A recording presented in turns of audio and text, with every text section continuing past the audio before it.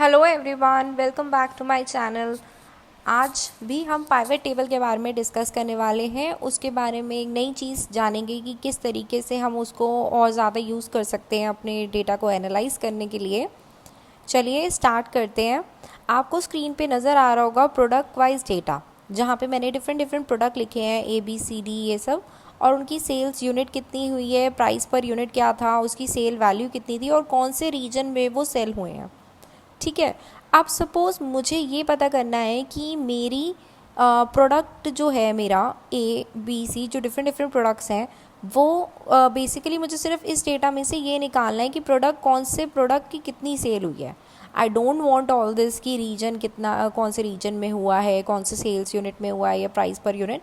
तो या तो आप बैठ के टेबल को पूरा एडिट कीजिए या तो सिंपली आप टेबल को सिलेक्ट कीजिए। मैंने या उसको जहाँ पे आपका टेबल बना है उसको आप सिलेक्ट कर लीजिए। मैंने सिलेक्ट कर लिया है। अब आप जाएंगे इंसर्ट टैब में और पाइवेट टेबल पे क्लिक कीजिए। ठीक है।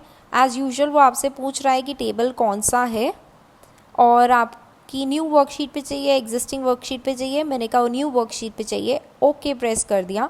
अब आपके सामने पाइवेट टेबल बनाने का स्क्रीन आ गया है। पाइवेट टेबल फील्ड्स नज़र आ रही हैं। जैसे मैंने कहा था मुझे चाहिए कि प्रोडक्ट कौन सा है, उसकी कितनी सेल्स हुई हैं।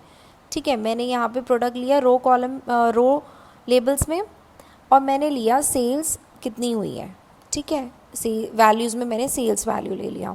अब आपके सामने आ रहा है कि कौन से प्रोडक्ट की कितनी सेल्स हुई है। ठीक है। अब मतलब सेल वैल्यू कितनी हुई है। अब आपको सपोज़ ये देखना हो कि मेरे को बेसिकली मेरे जो प्रोडक्ट की जितनी सेल्स हुई हैं वो रीजन वाइज कितनी गई है। जैसे कि मैं इसमें स्लाइसर ऐड करने की बात कर रही हूँ। आप स्लाइसर वाइज भी इसको अपने डेटा को एनालाइज कर सकते हैं। इसी डेटा को कैसे करेंगे, आपको चाहिए रीजन वाइज, आप रीजन उस पर जाइए और यहाँ पे एक ड्रॉप डाउन आपको नज़र आएगा। आप इस पे जाइए रीजन वाइज पे और आप लेफ़्ट क्लिक कीजिए। ठीक है। जैसे आप लेफ़्ट क्लिक करेंगे आपको एक डायलॉग बॉक्स दिखेगा, उसमें लिखा हुआ दिखेगा ऐड ए स्लाइसर। आप इस पर ओके कीजिएगा, प्रेस कीजिएगा। अब आप एक स्लाइसर ऐड हो गया है। अभी फ़िलहाल जो आपने पाइवेट टेबल बनाया था उसमें आपको दिख रहा था कि प्रोडक्ट कौन सा है, उसकी कितनी सेल्स वैल्यू रही है। ठीक है। अब आप देख सकते हैं कि ईस्ट रीजन वाले कौन से प्रोडक्ट हैं, उनकी कितनी सेल्स वैल्यू रही है। नॉर्थ रीजन वाले स्पेसिफिकली जो नॉर्थ में बिके हैं वो कौन से प्रोडक्ट हैं और उनकी कितनी सेल्स वैल्यू रही है। Similarly south, similarly west. ठीक है। ये यूजेज है स्लाइसर का। बेसिकली आपको फटाफट चेक करना है कि अच्छा ईस्ट में कौन सा था, नॉर्थ में कौन सा था, तो ये आपको हेल्प कर सकता है। ठीक है। जैसे अगर मैं वापस उस पर ओरिजिनल पे आ जाऊँ, सिलेक्ट ऑल करके ओके कर दूँ, तो 1 मिनट, जैसे मैं इसमें स्लाइसर हटा देती हूँ और मैं पुराने डेटा पे वापस आ जाती हूँ। ठीक है। अब क्या है, अब सपोज़ मुझे और भी चीज़ें चाहिए, जैसे कि मेरे को सेल्स यूनिट देखने हैं, तो मैं यहाँ पे क्या करूँगी, सेल्स वैल्यू की जगह इस सेल्स वैल्यू को हटा दिया मैंने, रिमूव फील्ड, और मैंने यहाँ डाल दिया सेल्स यूनिट। ठीक है। अब सेल्स यूनिट भी मैं चेक कर सकती हूँ ईस्ट वाइज कैसे है, नॉर्थ कितने पे सेल हुए हैं, कितने यूनिट्स, इस तरीके से। तो this is how you can use a slicer.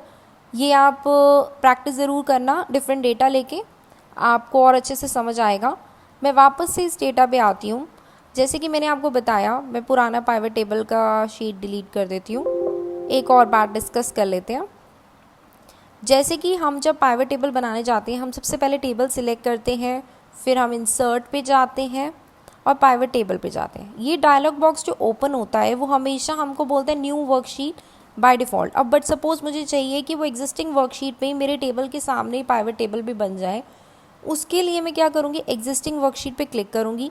मुझे इसको लोकेशन बतानी है कि मेरे को कहाँ पे पाइवेट टेबल चाहिए। जैसे मैंने यहाँ एक सेल सिलेक्ट कर दी। ठीक है।